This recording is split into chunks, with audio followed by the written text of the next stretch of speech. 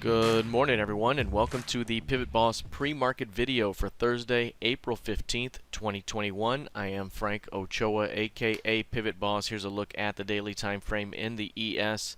You'll notice that the ES has pushed steadily higher this entire way up. The previous session was a down day where price finally closed lower than the open, also closed below its midpoint for the day, and stayed within a narrow 3-day range. If you look down here on a 3-day range basis, the previous session here, those previous three range closed narrow below 65% of ADR. That's a compression phase here. This market has been really good about going higher, sideways, higher, sideways, higher, sideways, without many pullbacks almost at all. We had one move to the previous session's low. Even on a down day yesterday, the ES failed to reach the previous session's low and continues to remain bullish.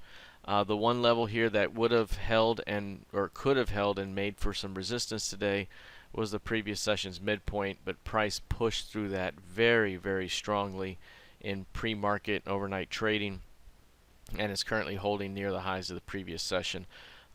This melt-up phase continues to remain intact right here. At some point we may see a significant day, some sort of significant selling pressure day like this one, or this one perhaps, or like this. But until then, right now, this melt-up phase continues to be in full effect at the moment. Let's take a look here at the NQ now. NQ, very similar price action here during this melt-up phase. In the previous session, price failed to reach the previous low just by a few ticks here. We're back up again and back to the previous session's, above the previous session's midpoint. That level right there was hit early in the day, early pre-market here off the 13,900 level, which is still an important level. Now for the NQ, this one's a bit different than the ES. You can see the NQ is testing that prior high here, the key range high. You can see how the previous day, 2 days ago, was a big up day. Yesterday was a big down day here. This could look like a blow off top type of behavior, similar to this here, and the midpoint becomes very important of that range. That's 13.9. Right now we're above that point, and this melt up phase continues to be in play. If by the end of the day we close below 13,900, perhaps leaving a tail at the upper end of the day's range, that could be indicative of a broader pullback to come. But at the moment, this market continues to see a bullish overall trending structure that is very, very bullish without any kind of heavy or deep pullbacks. I mean, it's a melt up phase right here. About the only pullback you're seeing is within range and then sideways before the next move occurs. So really this thing would need to break back below 13,780 or 13,775 in order for this thing to really push a bit lower. Until then, still melting up, but keeping an eye on 13.9, keeping an eye on that level right there, because any failure by the end of the day could be indicative of a broader pullback to come.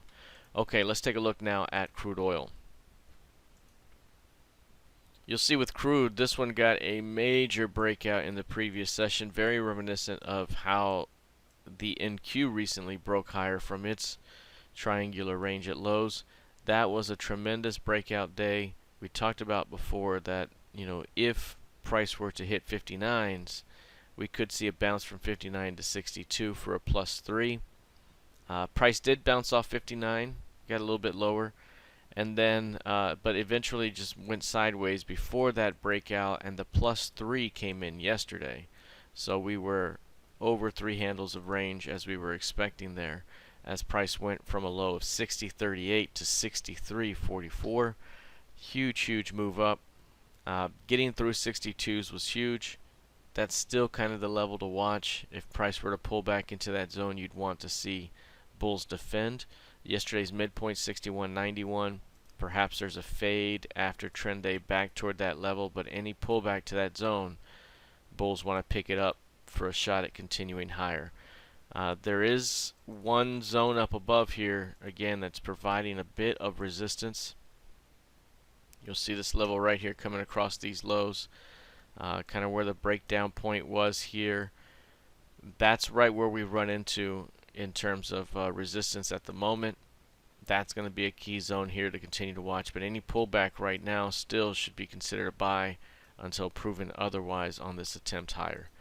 Alright, let's take a look at gold futures now. For gold futures, you'll notice this higher low here is still in play. We have a broader higher low back here that led to a higher high. This pullback gave us a decent higher low, pretty good. Not as strong as it could have been, but not bad at all.